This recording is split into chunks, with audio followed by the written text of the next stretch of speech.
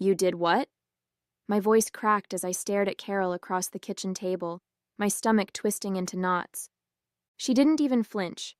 Her manicured nails tapped rhythmically on the coffee mug she held, her expression calm, too calm. I used it for the wedding, she said, shrugging as though we were discussing pocket change. Luke needed help with the costs, and it's family money. You'll get over it. Family money, I echoed, my voice rising. That was my money. I worked 2 years waiting tables to save for college, Carol. You said you'd invest it for me. And I did, she said, her tone sharper now. I invested it in something important. Your brother's wedding. Her son. Not my brother. Luke wasn't even pretending to care about the fallout.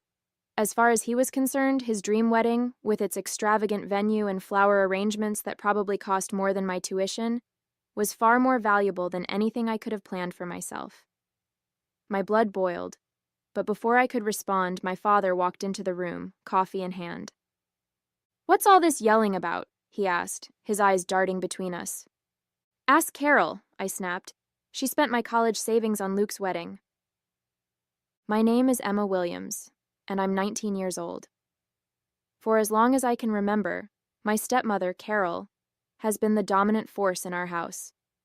My mom passed away when I was 10, and by the time my father remarried, I was desperate for some version of normalcy.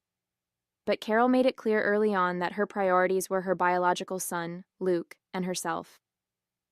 I became an afterthought, someone to nod at during dinner, but not worth investing in. When I got my first job at 16, I started saving immediately. Every tip, every extra shift, went into my college fund. I wanted to go to a local university and study nursing, a dream my mom had shared for me. Carol always talked a big game about financial responsibility, so when she suggested I let her invest my savings to grow it, I believed her. I thought I could trust her. I was wrong. I don't understand, my dad said, scratching his head as Carol breezed past him, clearly done with the conversation. Why didn't you tell me? I didn't know until now, I said, my voice trembling. She said she'd invest the money for me, but she spent it all on Luke's wedding. He frowned, but I could see the conflict in his eyes. He hated confrontation, and Carol knew it. I'm sure there's been some misunderstanding, he said weakly. Let me talk to her. A misunderstanding? I said, my voice rising. Dad, she admitted it. She doesn't even think she did anything wrong. My father didn't have an answer.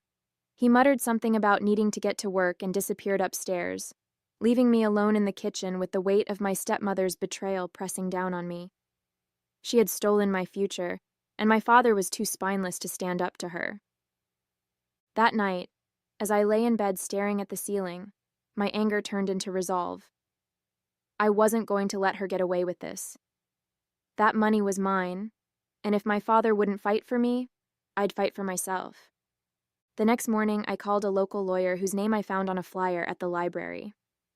I need to know if there's anything I can do, I told him, explaining the situation. It's my savings. I worked for it. Can I get it back? Possibly, he said, his voice calm and professional. If you can prove the money was yours and that she used it without your consent, you have a case. But it won't be easy. Are you prepared to go to court? I hesitated. Taking my stepmother to court felt drastic, but what choice did I have? Carol wasn't going to admit she was wrong, and my father clearly wasn't going to intervene. Yes, I said firmly, I'm prepared. When I told my father about the lawsuit, he was horrified. Emma, do you really want to do this? He asked, pacing the living room. It's just going to cause more tension in the family. She already caused tension, I shot back. Dad, she stole from me. This isn't about family, it's about what's right. His shoulders slumped, and for a moment I thought he might side with me. But then Carol walked in, her face a mask of irritation. So, what's the plan, Emma? She sneered. You're going to drag your family through the mud over a few $1,000s? Real mature? It's not just a few $1,000s, I said, my voice shaking but steady. It's my future, And I won't let you take that from me. Her lips curled into a smirk. Do what you have to do, sweetheart. You won't win. That was the moment I knew there was no turning back.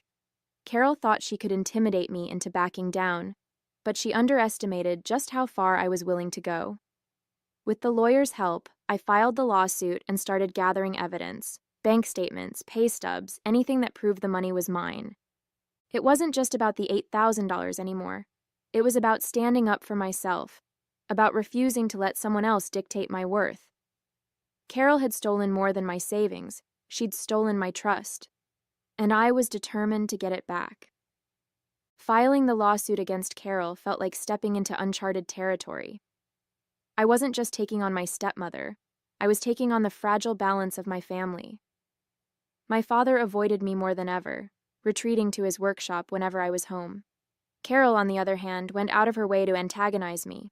She'd leave passive-aggressive notes on the fridge like, maybe save up again, third time's the charm, or make snide comments when we crossed paths. But no matter how hard she pushed, I refused to budge. The court date was set for 3 months later, giving me just enough time to prepare my case. My lawyer, Mr. Peterson, was a patient man in his late 40s who specialized in small claims disputes. We'll need more than just your word, he said during one of our meetings. The key is proving that the money was yours, and that Carol used it without your consent. Do you have any records of your savings or a written agreement about the investment? I have bank statements showing deposits from my job, I said, pulling a folder from my bag. And I wrote her a note when I gave her the money, asking her to invest it. It's not a formal agreement, but it's something. He nodded, flipping through the documents. It's a good start. I'll subpoena her financial records. If she spent the money on the wedding, it should show up in her accounts. The weeks leading up to the trial were tense. My father barely spoke to me, and when he did, it was always to question my decision. Emma, he said one evening, standing awkwardly in the doorway of my room, do you really want to go through with this? Carol's furious, and you know how she is when she's angry. She's furious because she got caught, I replied, not looking up from my laptop. And yes, Dad, I'm going through with it. She stole from me. He sighed heavily, running a hand through his thinning hair. I don't want this to tear the family apart. I looked at him then, anger bubbling to the surface. She already tore it apart when she decided I didn't matter, Dad. This isn't my fault, it's hers. He didn't have an answer for that, and he left without another word. Despite the tension at home, I found solace in my friends. They rallied around me, helping me stay focused when doubt crept in. You're doing the right thing, my best friend Lily said during one of our late-night coffee runs. She had no right to take your money, and she deserves to face the consequences. But what if I lose? I asked, voicing the fear that had been gnawing at me since the beginning. What if the court sides with her? You won't lose, Lily said firmly. You've worked too hard for this, and even if it doesn't go your way, you're standing up for yourself. That's what matters. Her words gave me strength on the days when the weight of it all felt unbearable. The lawsuit wasn't just about the $8,000 anymore. It was about reclaiming my voice and proving that I wouldn't be silenced or overlooked. As the court date approached, my lawyer uncovered a surprising lead. Among the financial records he subpoenaed, there were inconsistencies in Carol's spending. Large withdrawals had been made from a joint account she shared with my father, but the money hadn't just gone to Luke's wedding. It appeared Carol had been funneling money into a personal account for years, using it for luxury items and trips my father knew nothing about. This changes things, Mr. Peterson said during our final meeting before the trial. This isn't just about your savings anymore. If we present this evidence, it could expose a pattern of financial mismanagement. The revelation left me reeling. I'd always known Carol was self-serving, but this was on another level. I debated whether to include the new evidence in the trial. On one hand, it strengthened my case. On the other, it would likely devastate my father. I don't know if I can do this to him, I admitted to Lily the night before the hearing. It's going to break him. Emma, he deserves to know the truth, Lily said gently. He's been living in her shadow for too long. Maybe this is what he needs to wake up. The morning of the trial, I sat in the courtroom feeling like I was carrying the weight of the world on my shoulders. Carol sat across the room, her lawyer whispering in her ear. She looked as calm and polished as ever, her perfectly styled hair and expensive jewelry making her seem untouchable. My father sat beside her, his expression a mixture of confusion and unease. He didn't even look at me. When the judge entered and the trial began, I forced myself to focus on the facts. My lawyer presented my bank statements, the note I'd written to Carol, and records showing her extravagant spending. "The evidence is clear," Mr. Peterson said as he addressed the court. "The defendant used my client's savings without her consent, prioritizing her personal interests over the well-being of her stepdaughter." Carol's lawyer tried to argue that the money had been given to her willingly, but when Mr. Peterson presented the subpoenaed financial records, the courtroom fell silent. The withdrawals from my father's accounts, the luxury purchases, everything was laid bare. I glanced at my father as the evidence was read aloud. His face paled and he leaned back in his chair, his eyes wide with disbelief. Carol, for the first time, looked rattled. When it was my turn to speak, I addressed the judge directly. "That money was my future," I said, my voice steady despite the lump in my throat. I trusted Carol to help me grow it, but instead, she took it for herself. "This isn't just about the $8,000. It's about the principle. I deserve justice, and I deserve to be heard." As I sat down, I felt a surge of determination. Whatever the outcome, I knew I had done everything in my power to stand up for myself. The courtroom was electric with tension as the judge leaned forward, reviewing the evidence my lawyer had presented. The weight of what had just been revealed, Carol's years of siphoning money from my father's accounts, hung heavy in the air. For the first time since the trial began, Carol looked genuinely uncomfortable, her usual air of superiority replaced by a tight-lipped expression of worry. My father, on the other hand, looked shattered. "Mrs. Williams," the judge said, her voice firm, "it's clear from the evidence presented that you used Miss Williams' savings without her consent, despite claiming otherwise. More concerning is the pattern of financial mismanagement demonstrated by these withdrawals from joint family accounts." Carol's lawyer scrambled to respond, offering weak defenses about family dynamics and shared responsibility. But the judge wasn't swayed. She held up the financial records as if to emphasize the undeniable facts. "This isn't just a case of poor communication or misunderstanding. It's a breach of trust." I glanced at my father. He was sitting rigidly, staring straight ahead, his face pale. I could see the betrayal sinking in, each new revelation cutting deeper than the last. When it was Carol's turn to speak, she tried to regain her composure. "Your Honor," she began, her voice carefully measured, "this has all been blown out of proportion. I only used Emma's savings because I thought it would benefit the family. My son's wedding was a significant event, and—" "You spent $8,000 on your son's wedding while claiming it was an investment for Miss Williams," the judge interrupted sharply. "And the additional evidence shows you've been withdrawing substantial sums for personal expenses unrelated to the family's welfare. Do you honestly believe this is defensible?" Carol faltered, her practiced facade cracking for the first time. I didn't mean for it to—" "Enough," the judge said, cutting her off. "This case is about more than just money. It's about accountability, Mrs. Williams, and your actions show a clear pattern of selfishness and disregard for the trust placed in you." As the judge prepared to deliver her verdict, my heart pounded. I hadn't dared to hope for this level of validation, but now it felt within reach. When she finally spoke, her words were like a weight lifting off my chest. "In light of the evidence, I'm ruling in favor of the plaintiff, Miss Williams," the judge declared. "Mrs. Williams is ordered to repay the $8,000 in full, with interest, within 60 days. Furthermore, I recommend a review of the defendant's financial dealings to ensure no further improprieties have occurred." A hush fell over the courtroom. Carol's face hardened, her lips pressing into a thin line. My father's head dropped into his hands, as if the full extent of his wife's betrayal had finally sunk in. I exhaled, relief washing over me. The money itself wasn't the only victory. It was the recognition of what I'd endured, the validation that I wasn't just some silly, overly dramatic teenager. I'd been wronged, and now everyone knew it. As we left the courtroom, Carol shot me a glare, her voice low and venomous as she hissed, "You'll regret this, Emma." But I didn't flinch. For the first time in years, I felt stronger than her.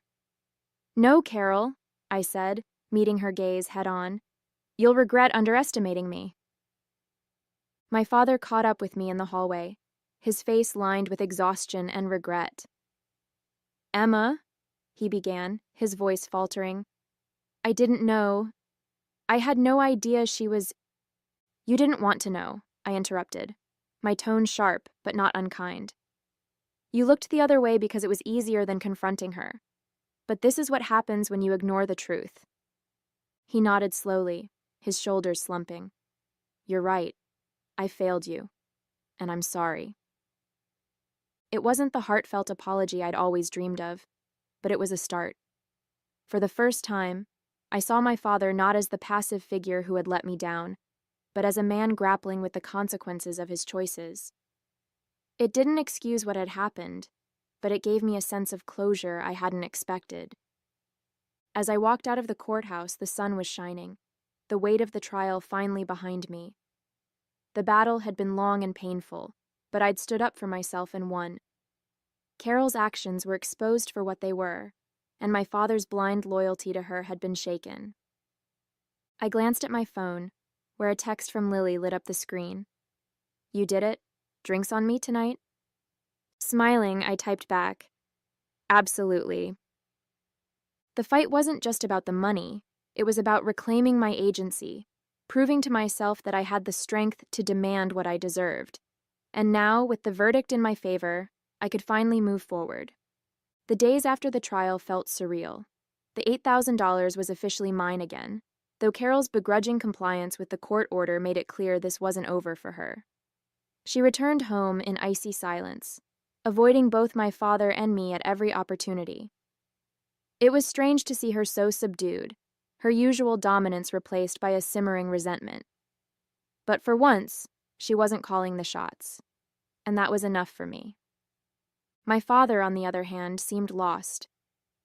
I caught him in the living room one evening, staring blankly at a pile of Carol's financial records that had come to light during the trial. "She lied to me," he said softly, almost to himself. "All these years, and I didn't see it." I sat down across from him, unsure what to say. "You trusted her," I said finally. "That's not a crime, Dad. But ignoring what she was doing, that hurt me." He looked up at me then, his eyes heavy with regret. "I should have stood up for you," he admitted. "I should have listened." For a moment I wanted to lash out, to tell him exactly how much his silence had cost me, but instead, I just nodded. "You still can," I said, "by making sure nothing like this happens again." Carol moved out a week later, taking her smirking sense of entitlement with her. She left a curt note on the kitchen counter. "I'll let you know where to send the rest of my things." My father didn't say much about her departure, but there was a new stillness in the house that I found comforting. For the first time in years, I didn't feel like I had to walk on eggshells in my own home. Luke, predictably, stayed silent. Whether he didn't know how to confront the truth of his mother's actions or simply didn't care, I never heard a word of apology from him. Part of me wanted closure, but another part realized I didn't need it. I'd fought my battle and won. That was enough. I threw myself into planning for college, finally able to see a path forward. The $8,000 wasn't just money, it was proof that I had taken control of my future. I started researching programs, comparing costs, and figuring out how to stretch every dollar. For the first time in months, I felt excited, hopeful. My father offered to help. "I can't make up for what happened," he said one evening as I worked through an application. "But I want to support you however I can." I hesitated, unsure if I could trust his offer after everything. But then I saw the sincerity in his face. He was trying, and that mattered. "Thank you, Dad," I said, surprising myself with how much I meant it. In the quiet moments, I thought about what the trial had taught me, not just about Carol or my father, but about myself. I'd always been the quiet one, the one who avoided conflict and tried to keep the peace. But standing up to Carol had shown me that I was stronger than I'd ever given myself credit for. I wasn't just the girl who worked nights as a waitress or the forgotten stepdaughter. I was someone who could demand what she deserved and fight for her future. And that future was just beginning. A few months later, I stood outside my dorm building, staring up at the red brick walls that would house my next chapter. It felt surreal to finally be here, ready to start college after everything I'd been through. My dad had insisted on helping me move in, and I let him, though he spent most of the time apologizing for carrying boxes the wrong way. For the first time in a long time, his nervous energy didn't irritate me. It felt genuine. "Are you sure you don't need anything else?" he asked for the 5th time, hovering by the door as I unpacked. "I'm good, Dad," I said with a smile. "Thanks for everything." He hesitated, then nodded. "I'm proud of you, Emma. You've worked so hard for this." Hearing those words made my chest tighten. They didn't erase the past, but they showed me that he was trying, and that meant something. As I settled into my new routine, I realized just how much had changed. College was everything I'd dreamed it would be, challenging, exciting, and full of possibility. Every class, every conversation with a professor or peer felt like a step toward the life I'd been fighting for. And every time I opened a textbook I'd bought with my own money, I felt a surge of pride. This was my accomplishment, and no one could take it away from me. Back home, things were quieter. Carol was gone for good, and my dad was slowly learning to navigate life without her. We weren't as close as I might have hoped, but we were rebuilding something.